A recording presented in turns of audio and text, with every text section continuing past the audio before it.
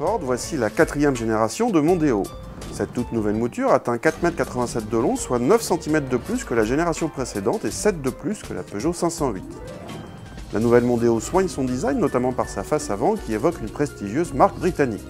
La nouvelle familiale de Ford est proposée en 5 portes ou en break, et également en variante 4 portes, mais uniquement pour la version hybride. Ford commercialise pour commencer sa Mondeo uniquement en finition haut de gamme titanium, qui peut disposer en option de feu avant entièrement à LED. A l'intérieur, la planche de bord est inédite et accueille un nouveau combiné d'instruments digital. La qualité de présentation est flatteuse pour la partie supérieure, moins en dessous, et on déplore un peu trop de plastique différent pour un ensemble homogène. Le point fort vient de la liste impressionnante d'équipements de sécurité dont la plupart sont en série dans cette finition. Les passagers arrière ont même droit, en plus d'un espace aux jambes généreux, à des airbags de ceinture, une première sur ce segment. Le coffre atteint 550 décimètres cubes, très bien, même si la nouvelle Passat fait mieux.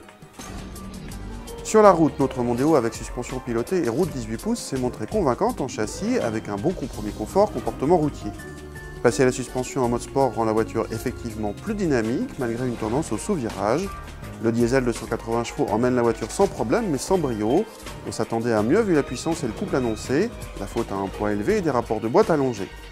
Bon point pour finir avec la très bonne insonorisation générale qui fait malgré tout ressortir des bruits de mobilier indésirables.